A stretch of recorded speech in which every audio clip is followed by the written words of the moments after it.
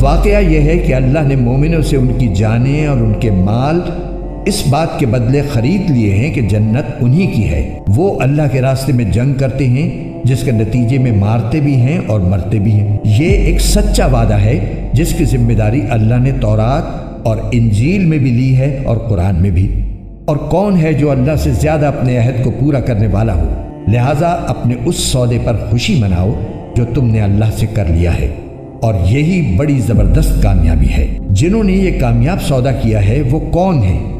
توبہ کرنے والے، اللہ کی بندگی کرنے والے، اس کی حمد کرنے والے، روزے رکھنے والے، رکوع میں جھکنے والے، سجدے گزارنے والے، نیکی کی تلقین کرنے والے اور برائی سے روکنے والے، اور اللہ کی قائم کی ہوئی حدوں کی حفاظت کرنے والے۔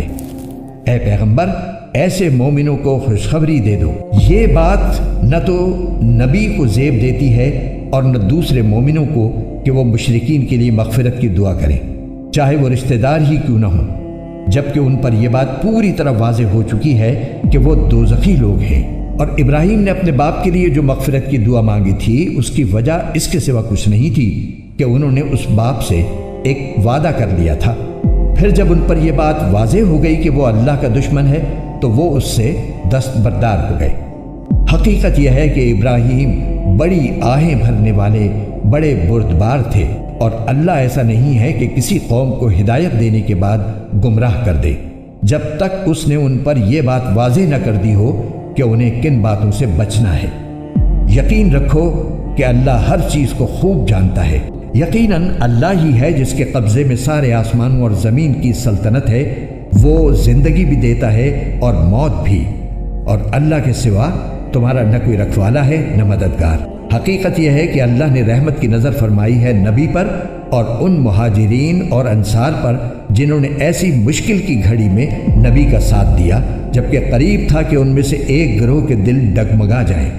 پھر اللہ نے ان کے حال پر توجہ فرمائی، یقیناً وہ ان کے لیے بہت شفیق بڑا مہربان ہے۔ اور ان تینوں پر بھی اللہ نے رحمت کی نظر فرمائی ہے جن کا فیصلہ ملتوی کر دیا گیا تھا، یہاں تک کہ جب ان پر یہ زمین اپنی ساری وسعتوں کے باوجود تنگ ہو گئی، ان کی زندگیاں ان پر دوبھر ہو گئی، اور انہوں نے سمجھ لیا کہ اللہ کی پکڑ سے خود اسی کی پناہ میں آئے بغیر کہیں اور پناہ نہیں مل سکتی۔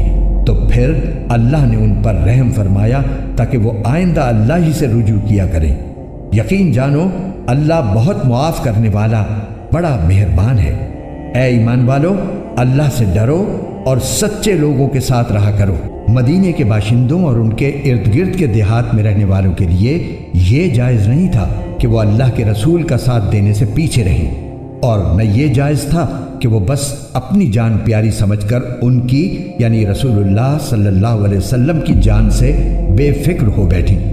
یہ اس لیے کہ ان مجاہدین کو جب کبھی اللہ کے راستے میں پیاس لگتی ہے یا تھکن ہوتی ہے یا بھوک ستاتی ہے یا وہ کوئی ایسا قدم اٹھاتے ہیں جو کافروں کو گھٹن میں ڈالے یا دشمن کے مقابلے میں کوئی کامیابی حاصل کرتے ہیں، تو ان کے اعمال نامے میں ہر ایسے کام کے وقت ایک نیک عمل ضرور لکھا جاتا ہے۔ یقین جانو کہ اللہ نیک لوگوں کے کسی عمل کو بیکار جانے نہیں دیتا۔ نیز وہ جو کچھ اللہ کے راستے میں خرچ کرتے ہیں، چاہے وہ خرچ چھوٹا ہو یا بڑا، اور جس کسی وادی کو وہ پار کرتے ہیں، اس سب کو ان کے اعمال نامے میں نیکی کے طور پر لکھا جاتا ہے، تاکہ اللہ انہیں ہر ایسے عمل پر وہ جزا دے جو ان کے بہترین اعمال کے لیے مقرر ہے۔ اور مسلمانوں کے لیے یہ بھی مناسب نہیں ہے کہ وہ ہمیشہ سب کے سب جہاد کے لیے نکل کھڑے ہوں، لہٰذا ایسا کیوں نہ ہو کہ ان کی ہر بڑی جماعت میں سے ایک گروہ جہاد کے لیے نکلا کرے، تاکہ جو لوگ جہاد میں نہ گئے ہوں وہ دین کی سمجھ بوجھ حاصل کرنے کے لیے محنت کریں، اور جب ان کی قوم کے لوگ جو جہاد میں گئے ہیں ان کے پاس واپس آئیں تو یہ ان کو متنبہ کریں تاکہ وہ گناہوں سے بچ کر رہیں۔ اے ایمان والو، ان کافروں سے لڑو جو تم سے قریب ہیں، اور ہونا یہ چاہیے کہ وہ تمہارے اندر سختی محسوس کریں، اور یقین رکھو کہ اللہ متقیوں کے ساتھ ہے۔ اور جب کبھی کوئی صورت نازل کی جاتی ہے تو انہی منافقین میں وہ لوگ ہیں جو کہتے ہیں کہ اس صورت نے تم میں سے کس کے ایمان میں اضافہ کیا ہے۔ اب جہاں تک ان لوگوں کا تعلق ہے جو واقعی ایمان لائے ہیں، ان کے ایمان میں تو اس صورت نے واقعی اضافہ کیا ہے اور وہ اس پر خوش ہوتے ہیں۔ رہے وہ لوگ جن کے دلوں میں روگ ہے تو اس صورت نے ان کی گندگی میں کچھ اور گندگی کا اضافہ کر دیا ہے اور ان کو موت بھی کفر ہی کی حالت میں آتی ہے۔ کیا یہ لوگ دیکھتے نہیں کہ وہ ہر سال 1-2 مرتبہ کسی آزمائش میں مبتلا ہوتے ہیں، پھر بھی نہ وہ توبہ کرتے ہیں اور نہ کوئی سبق حاصل کرتے ہیں، اور جب کبھی کوئی صورت نازل ہوتی ہے تو یہ ایک دوسرے کی طرف دیکھتے ہیں اور اشاروں میں ایک دوسرے سے کہتے ہیں کہ کیا کوئی تمہیں دیکھ تو نہیں رہا، پھر وہاں سے اٹھ کر چلے جاتے ہیں۔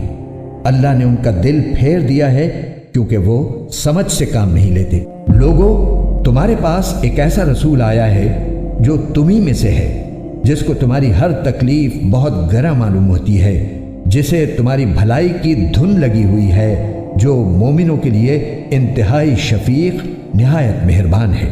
پھر بھی اگر یہ لوگ منہ موڑیں تو اے رسول ان سے کہہ دو کہ میرے لیے اللہ کافی ہے، اس کے سوا کوئی معبود نہیں، اسی پر میں نے بھروسہ کیا ہے اور وہی عرش عظیم کا مالک ہے۔